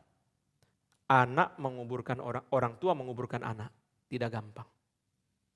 Karena itu saudara sebelum dia mati, biar Maria ada yang topang dulu. Maria ada yang topang dulu saudara. Tidak gampang orang tua menguburkan anak itu, nggak gampang. Tidak gampang. Filsuf Nicholas Walter Stoff, filsuf dari Yale University, orang barat, pikiran yang sangat hebat. Saudara baca buku dia di Momentum, Lament for a Son. Teratapan untuk anaknya yang mati naik gunung di Jerman saudara. Sudah orang barat aja begitu, hatinya hancur keping-keping saudara. Kuburkan anaknya. Apalagi kita orang timur yang lebih close, saudara. Waduh. Keempat, saudara, kondisi yang keempat, adik-adik Tuhan Yesus tidak satupun muncul. Para ahli mengatakan, adik-adik Tuhan Yesus kurang menghargai kokonya. Tapi saya menganggap hal yang lain. Adik-adik Tuhan Yesus kurang bertanggung jawab. Sebab apa? Mamanya di kayu salib mereka tidak muncul, saudara. Mamanya ada di situ kok dia nggak nongol. Kelima, orang paling dekat tinggal Yohanes. 3 murid yang paling dekat, Petrus, Yakobus, Yohanes. Kenapa kasih ke Yohanes? Karena Yohanes ada di muka kayu salib. Kenapa kasih ke Yohanes? Petrus menyangkal. Kenapa kasih ke Yohanes bukan Yakobus? Yakobus bukan saja tidak ada di depan kayu salib. Kisah para rasul akan memberitahu kita Yakobus akan mati duluan. Kalau Yesus serahkan Maria kepada Yakobus, baru jalan berapa minggu Yakobus mati. Maria punya nasib terkatung-katung. Saudara lihat ya, Yesus sangat menderita, dia urus mamanya. Dia sedang ada tugas yang penting, dia urus mamanya. Dia mengerti bahwa menguburkan anak itu sulit. Tuhan Yesus mengerti bahwa adik-adiknya tidak bertanggung jawab. Tuhan Yesus mengerti bahwa Yohanes itu sangat bertanggung jawab. Saudara lihat sekarang, 2 balikan dari orang tua. Pertama, 2 kembalian dari orang, ini dari anak-anak kepada orang tua ya. Pertama, Maria terima. Di dalam kondisi darurat, orang tua tidak boleh cerewet. Saudara. Maria boleh nggak cerewet? Loh kok Yohanes, apa tidak ada yang lain? Maria udah bagus ada yang mau tampung. Anak-anakmu sendiri nggak berhasil. Jadi kita tak jadi orang tua tahu diri. Saudara kadang-kadang ada orang tua ponaannya bawa AI, ayo kita pergi ke toko kacamata ya, beli kacamata ya, sampai di situ dia pilih yang 5 juta ke atas. Anak dia sendiri nggak bisa belikan kacamata, AI mesti paham AI, ini ponaan-ponaan sudah baik mau bantu, jangan kira-kira dong. Masa ambil kacamata yang paling mahal? Itu sebabnya saudara kita sebagai orang tua harus paham bahwa tidak segala sesuatu bisa ideal loh. Anak bawa kita dari daerah tinggal di Jakarta, tinggal di apartemen. Oh enak di kampung ya halaman luas, bisa pelihara kucing, bisa pelihara ayam, bisa tanam bunga. Di Jakarta ini nggak boleh, itu nggak boleh. Bawa duren aja nggak boleh.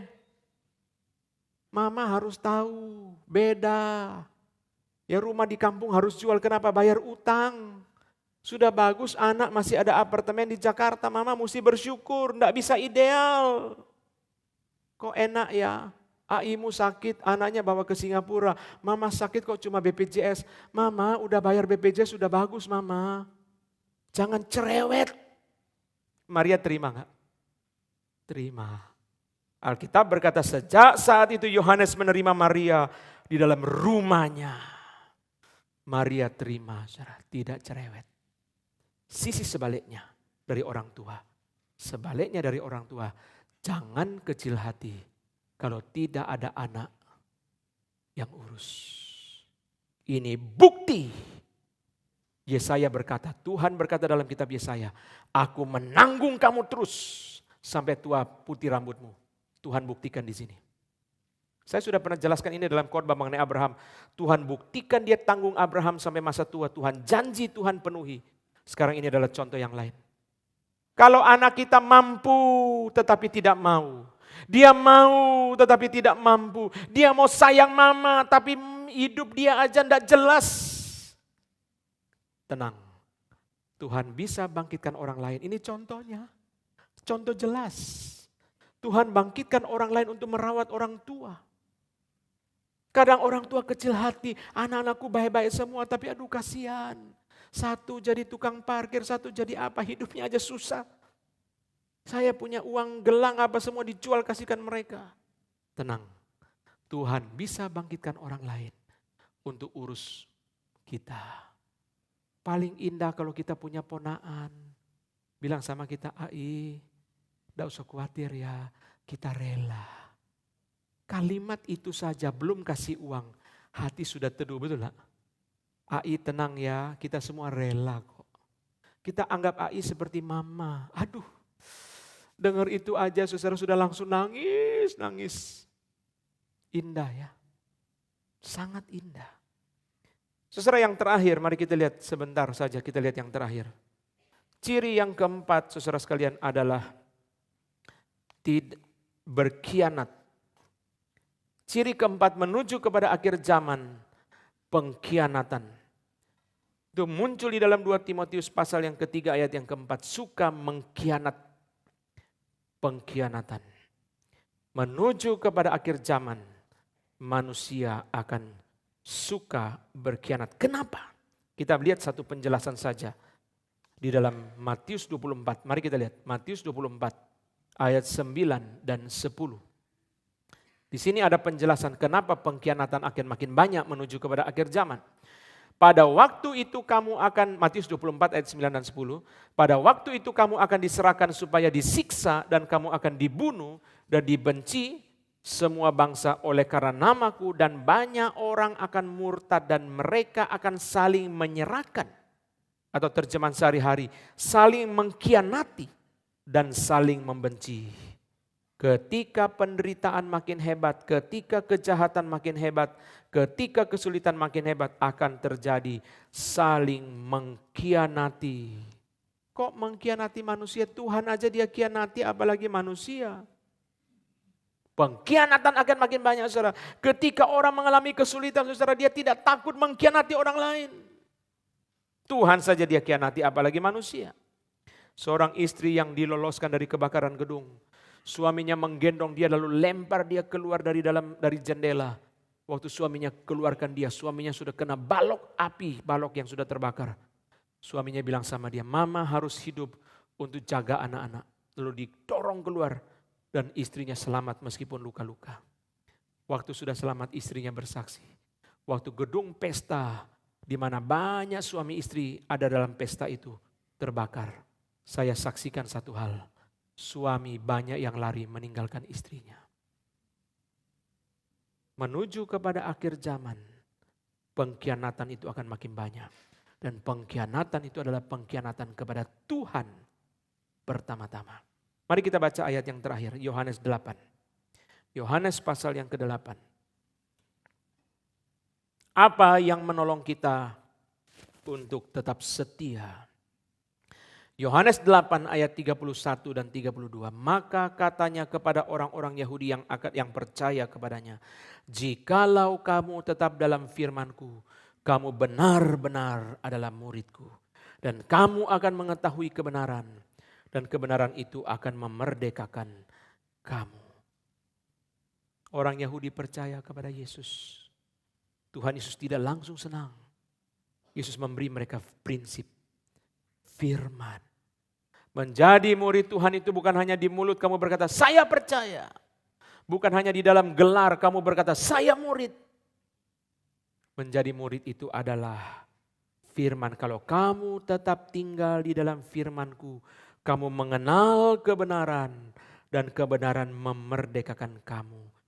Firman yang mempertahankan orang tetap setia adalah firman. Waktu saya bicara ini dalam retret misionaris bulan Juni lalu di Puncak, saudara, banyak misionaris yang menangis. Pak, kami bergumul sendiri di ladang misi, tidak ada teman, banyak kesulitan, penolakan setiap hari. Benar yang Bapak katakan, firman itu yang pelihara kami terus setia. Firman. Saudara, kita tidak bisa terus ada bersama dengan orang lain dan orang lain tidak bisa terus ada bersama dengan kita. Yang menjaga kita tetap setia adalah firman. Firman. Kalau kamu mengetahui kebenaran secara intelektual dalam pikiranmu, kalau kamu mengenal kebenaran secara personal, kamu berhubungan dengan Tuhan yang adalah kebenaran dan kamu mengalami kebenaran itu memerdekakan kamu. Kamu mengalami kebenaran itu melepaskan kamu dari belenggu. Di situ kamu akan tetap menjadi muridku. Apa yang bisa mempertahankan orang Kristen setia? Di tengah-tengah dunia yang daya tariknya begitu keras. Dunia makin memberontak kepada orang tua, dunia makin tidak bersyukur, dunia makin membenci hal-hal yang baik, dunia makin banyak pengkhianatan. Apa yang mempertahankan kita? Tambah yang minggu lalu, dunia makin cinta diri, dunia makin cinta uang, dunia makin tidak ada kasih. Apa yang mempertahankan saudara dan saya? Firman. Kita mengenal firman dalam pikiran kita. Kita mengalami firman dalam hidup kita. Kita berhubungan dengan Allah yang adalah kebenaran itu sendiri. Itu yang mempertahankan kita. Kalau saudara tidak membaca Alkitab setiap hari, apa yang bisa mempertahankan saudara di tengah-tengah dunia? Kita menerima pengaruh dunia jauh lebih banyak daripada pengaruh firman. Karena itu Alkitab yang ada di HP kita bukan pajangan, saudara harus membaca setiap hari. Mari kita bangkit berdiri, kita masuk ke dalam doa. Tuhan, kami bersyukur karena di tengah-tengah dunia yang semakin melawan Tuhan, kami masih diberi firman, diberikan pertolongan bagaimana kami harus hidup di dalam dunia yang terus melawan Tuhan ini. Jadikan kami orang percaya yang penuh dengan bersyukur, yang bertekun di dalam ucapan syukur. Jadikan kami anak-anak Tuhan yang semakin hari semakin mencintai hal-hal yang baik. Karena kami tahu kami diciptakan untuk berbuat baik, ditebus untuk berbuat baik dan diperlengkapi untuk berbuat baik. Tolong kami makin menghormati orang tua kami, makin mengasihi orang tua kami. Supaya kami tidak seperti orang dunia yang semakin lama semakin kurang ajar kepada orang tua. Ajarlah kami semakin setia kepada Tuhan. Ketika kami hidup dalam dunia yang penuh dengan pengkhianatan, kami semakin menjadi orang yang setia. Terima kasih ya Tuhan untuk firman Tuhan pada siang hari ini. Dalam nama Tuhan Yesus. Amin. Mari kita mengaku iman kita di hadapan Tuhan demikian. Aku percaya kepada Allah, Bapa yang Maha Kuasa, Halik langit dan bumi, dan kepada Yesus Kristus anaknya yang tunggal Tuhan kita, yang dikandung dari Roh Kudus, lahir dari anak darah Maria, yang menderita sengsara di bawah pemerintahan Pontius Pilatus, disalibkan, mati dan dikuburkan, turun ke dalam kerajaan maut. Pada hari yang ketiga, bangkit pula dari antara orang mati, naik ke sorga, duduk di sebelah kanan Allah, Bapa yang Maha Kuasa. Dan dari sana ia akan datang untuk menghakimi orang yang hidup dan yang mati. Aku percaya kepada Roh Kudus, gereja yang kudus dan am, persekutuan orang kudus, pengampunan dosa, kebangkitan tubuh, dan hidup yang kekal. Amin. Silakan duduk. Saudara sekalian, KKR Regional Alor sudah makin dekat, saatnya kita di gereja ini ada banyak orang, ada 1.000 orang, kita mempunyai banyak orang yang bisa melayani di dalam KKR Regional di Alor. Kabupaten Alor ada di Nusa Tenggara Timur dengan penduduk 211.000 orang. Dari 211.000 orang, 75% orang Kristen. Tetapi saya tidak yakin orang yang betul-betul diselamatkan lebih dari 7,5%. Saya tidak yakin, mungkin jauh di bawah itu. Sekalipun mereka orang Kristen, banyak yang belum diselamatkan. Banyak yang juga masih menyembah, mengikuti, campur dengan agama yang lama. Orang-orang alor di dalam agama yang lama menyembah dewa hutan, dewa air, dewa laut. Ada 25% orang muslim di alor dan jumlahnya bertambah. Saatnya kita pergi untuk memberitakan Injil.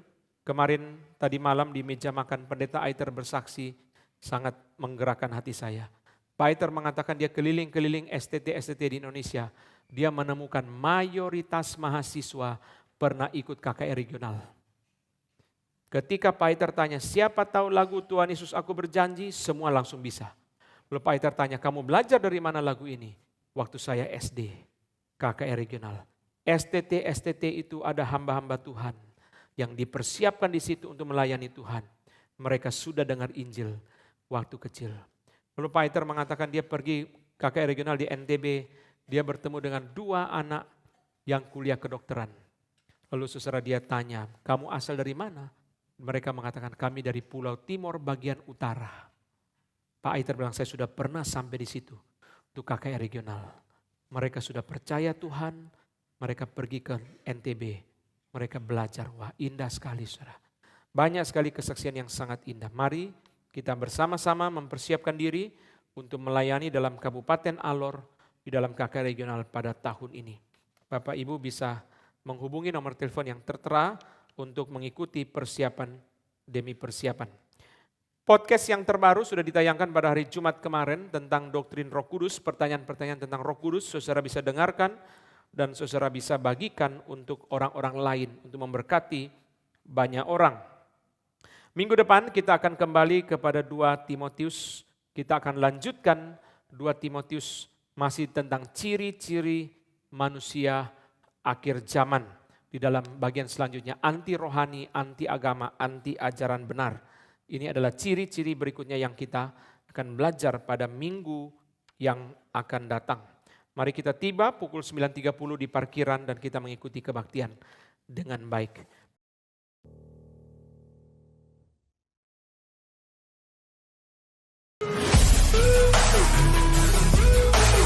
Terima kasih sahabat sudah mendengarkan khotbah tentang akhir zaman. Saya yakin dan percaya kita semakin bertambah hikmat dan bertambah referensi tentang akhir zaman. Channel ini dibuat secara sadar untuk mengumpulkan pembahasan tentang akhir zaman, nubuatan tentang akhir zaman, agar kita punya satu channel membahas khusus tentang kejadian-kejadian di akhir zaman. Para pembicaranya juga dari berbagai interdominasi, baik dari Protestan, Karismatik, Katolik, dan berbagai pendeta di seluruh Indonesia, tentunya yang membahas tentang akhir zaman. Semoga channel ini memberkati kita semua. Firman Tuhan mengatakan Matius 13 ayat 39, musuh yang menabur benih lalang ialah iblis, waktu menuai ialah akhir zaman, dan para penuai itu malaikat. Matius 22:23-24. Pada waktu itu, jika orang berkata kepadamu, lihat, Mesias ada di sini, atau Mesias ada di sana, jangan kamu percaya, sebab Mesias palsu dan nabi-nabi palsu akan muncul, dan mereka akan mengadakan tanda-tanda yang dahsyat dan mujizat-mujizat, sehingga sekiranya mungkin mereka menyesatkan orang-orang pilihan juga.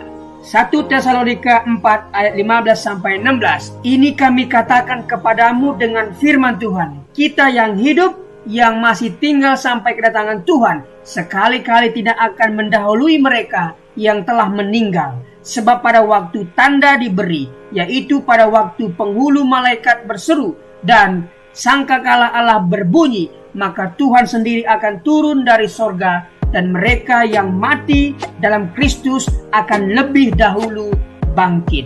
Matius 24 ayat 24. Karena itu berjaga-jagalah, sebab kamu tidak tahu pada hari mana Tuhanmu datang.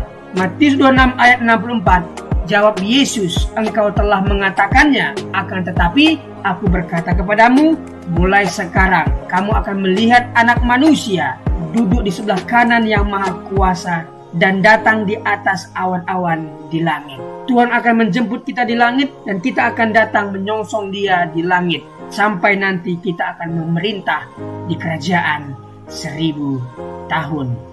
Tuhan Yesus memberkati. Mari kita berdoa. Tuhan, terima kasih buat pemaparan firman Tuhan tentang akhir zaman yang disampaikan oleh hamba-Mu yang luar biasa ini. Berkatilah hamba-Mu ini, pelayanan, keluarga, setiap pekerjaan yang dia kerjakan dibuat Tuhan berhasil dan beruntung. Kami yang mendengarkan firman ini berterima kasih Tuhan, karena kami semakin bijaksana menambah referensi baru tentang akhir zaman. Apa yang harus kami lakukan menjelang akhir zaman, tentunya harus mendekatkan diri, melekat dengan Tuhan, sehingga ketika waktu itu tiba, kami diangkat dan bersama-sama dengan Tuhan di langit dan akan memerintah di kerajaan 1000 tahun nantinya. Terima kasih Tuhan, demi nama Yesus. Amin.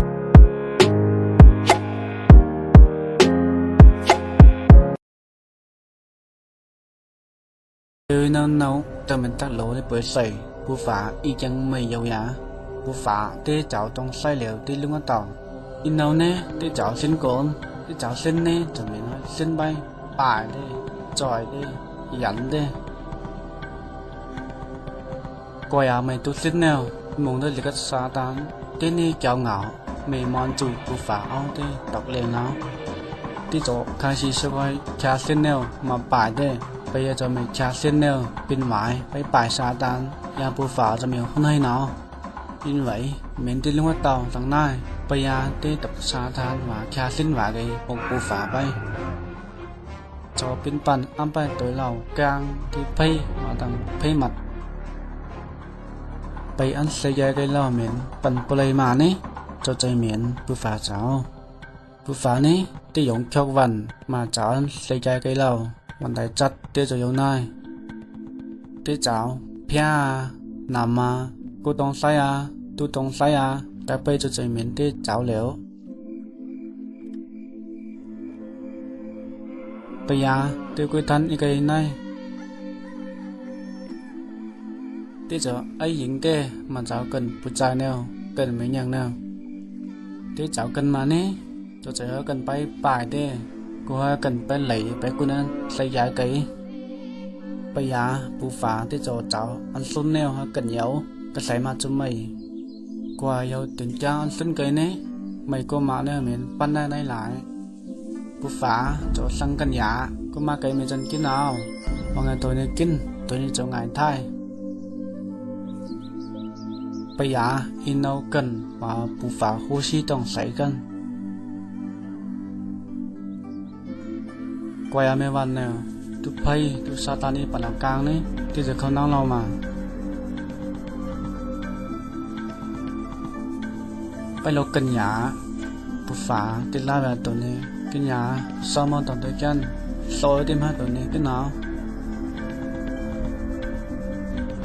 ไปยากันจะต้องไปกลางกินน้ำมันลงไปกินลงไปจะไม่ฝาละnhư vậy bố phá càng bố giá soi cần lo mình thái đi vào nè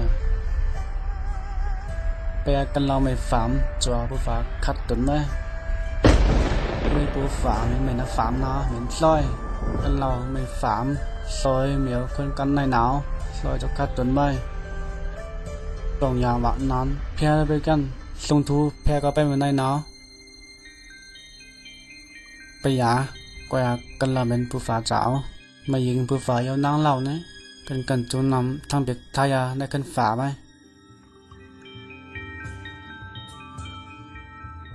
ซอยกันเราอย่างย้อนเลยการที่เปิดใส่หาอะไรกันจูไปหาไหนที่ใส่จังไปป่ายเหมียวไปจ่อยต้องใส่là ai tọc liền cho có phầnไปหัดต้องเปียกในกันผู้ฝ่าไปก็อย่ามาใจกันเหล่าหัดไปเลยหัดจนมันในกันนั่งฝ่าลักไปหนาวผู้ฝาว่ากันเราต้องหลงว่านำไปกันเมียวคนกันในหนาว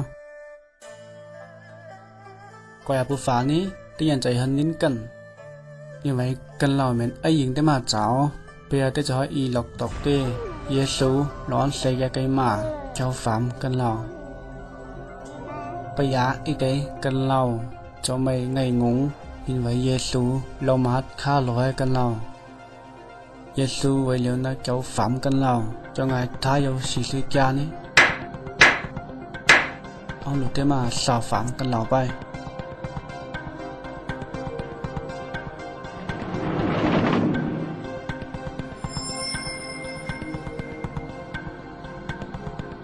ông nhà cân lầu sân Giêsu bay nhìn xa kia còn mà tảoไปเกมเยซูไปนี่ทั้งเบกกันเราทายาบนควันโจในคันฝาใบว่าปูฝาเยาจิใส่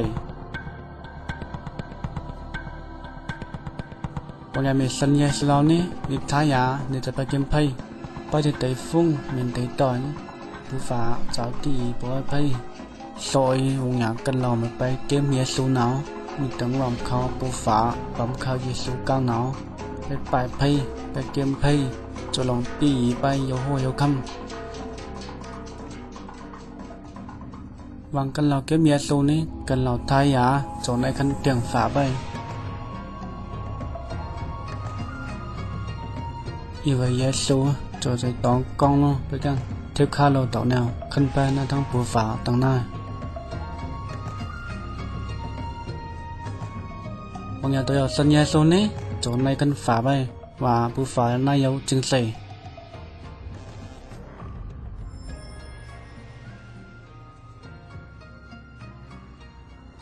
Terima kasih sudah melihat video pendek tentang rencana Allah untuk kehidupan manusia. Sejak dari awal Tuhan menciptakan Adam dan Hawa. Dia juga sudah merencanakan akan keselamatan manusia melalui pengorbanan anaknya yang tunggal.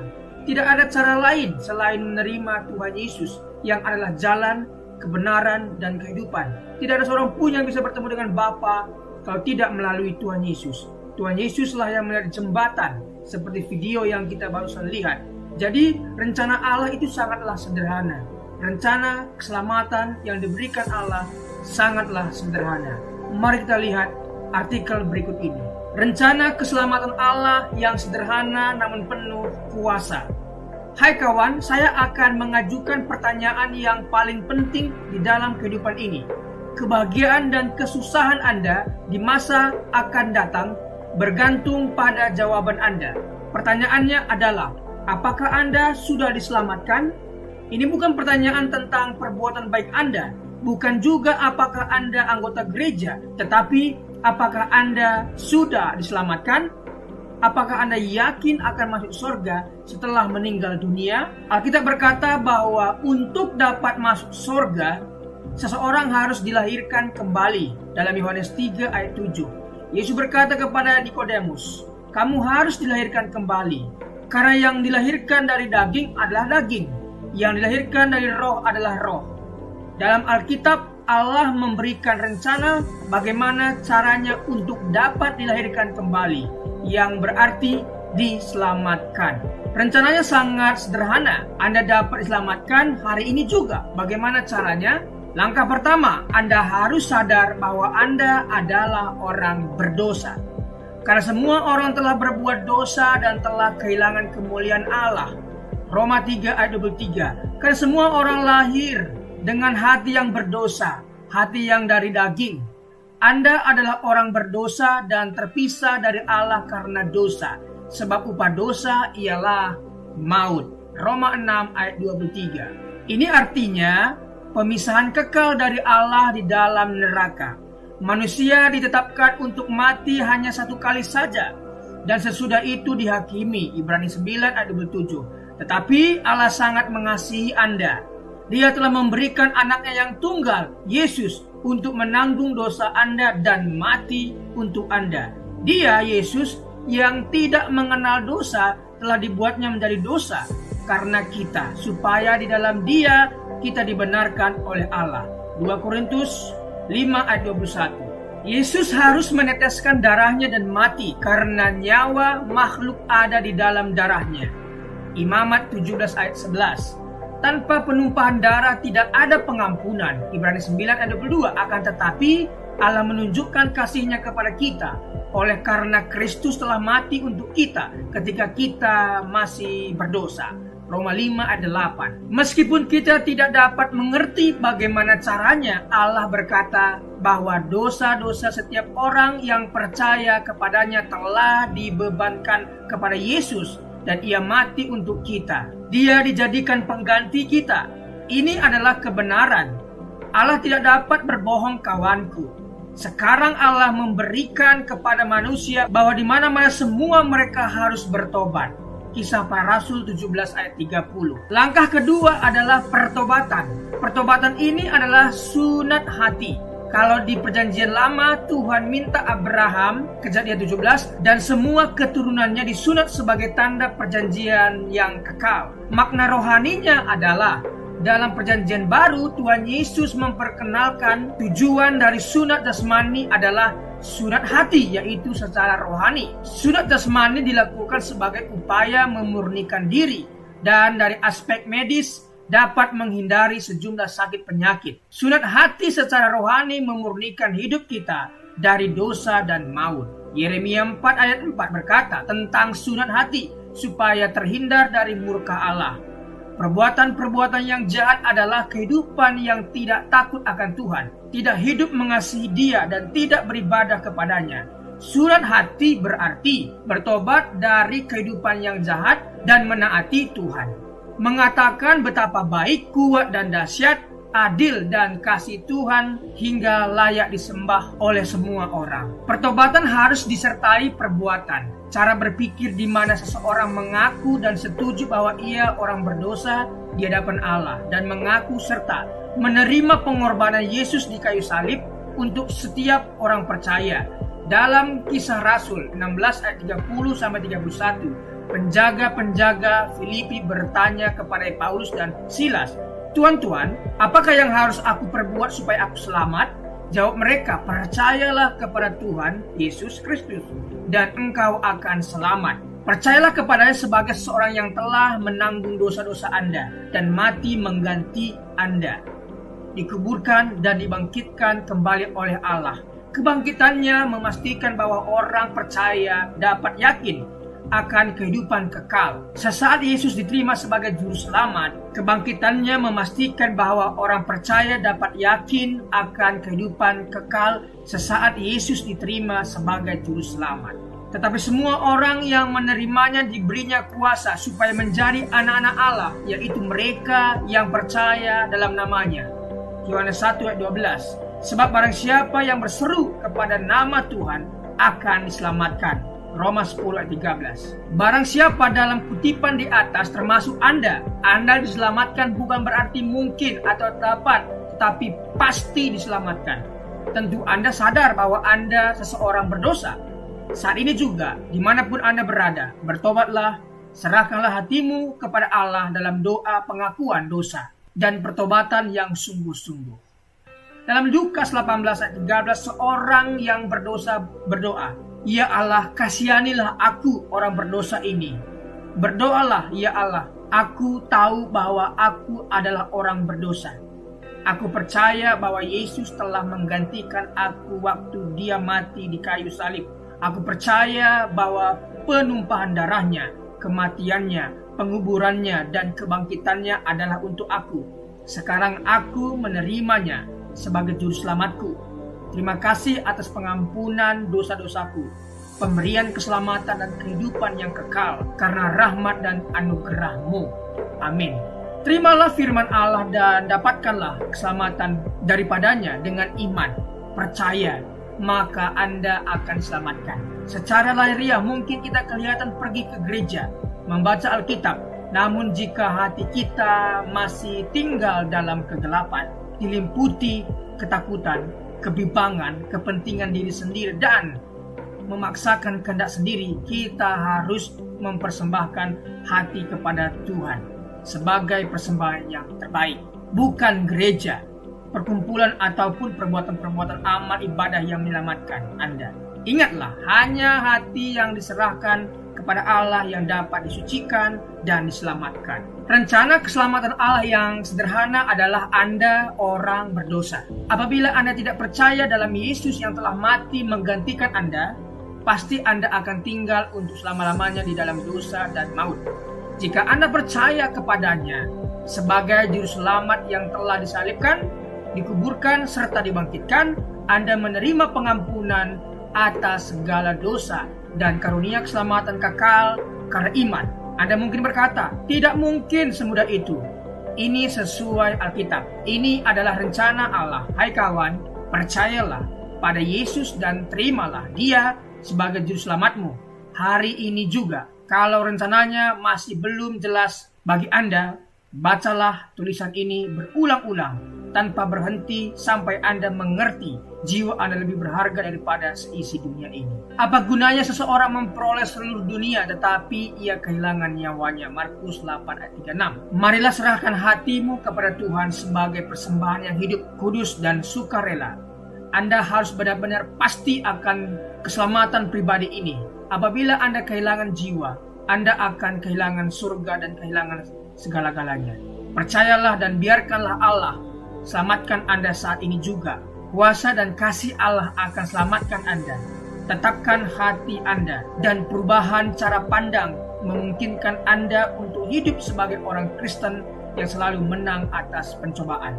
Pencobaan-pencobaan yang kamu alami ialah pencobaan-pencobaan biasa yang tidak melebihi kekuatan manusia, sebab Allah setia dan karena itu Ia tidak akan membiarkan kamu dicobai melampaui kekuatanmu. Pada waktu kamu dicobai, Ia akan memberikan kepadamu jalan keluar sehingga kamu dapat menanggungnya. 1 Korintus 10 ayat 13. Jangan bergantung pada perasaan Anda. Perasaan itu selalu berubah.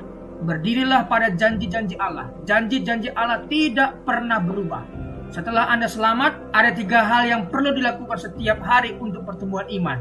Berdoa, berbicara kepada Allah, baca Alkitab, biarkanlah Allah berbicara kepada Anda, dan Anda berbicara bagi Allah. Dan perlu dibaptis air sesuai ketaatan Anda pada Tuhan Yesus Kristus sebagai kesaksian dan demonstrasi imanmu.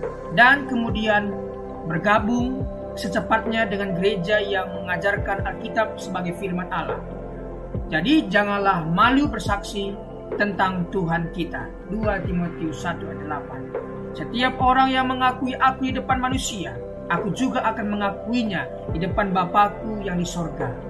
Matius 10 ayat 32. Amin. Itulah tadi rencana keselamatan Allah yang sangat sederhana. Yang pertama, kita harus sadar bahwa kita orang berdosa. Yang kedua, kita harus bertobat, meninggalkan yang lama dan beralih kepada Tuhan, dan berdoa untuk menerima Yesus sebagai Tuhan dan Juru Selamat kita. Dan setelah melakukan ini, ada 3 hal lagi yang kita harus lakukan, yaitu berdoa, berbicara kepada Tuhan, apa yang menjadi pergumulan kita. Yang kedua, baca firman, mendengarkan Tuhan berbicara lewat firman kepada kita. Kemudian kita berbicara kepada Tuhan. Yang ketiga adalah bersaksi. Jangan malu bersaksi. Setelah engkau diselamatkan oleh Tuhan, bersaksilah. Saksikan imanmu kepada semua orang. Siapa yang malu mengakui Tuhan Yesus di depan umum, maka Yesus pun akan malu mengakuimu di depan Bapa. Jadi saksikan kuasa keselamatan yang Tuhan berikan kepadamu. Terima kasih. Tuhan Yesus memberkati.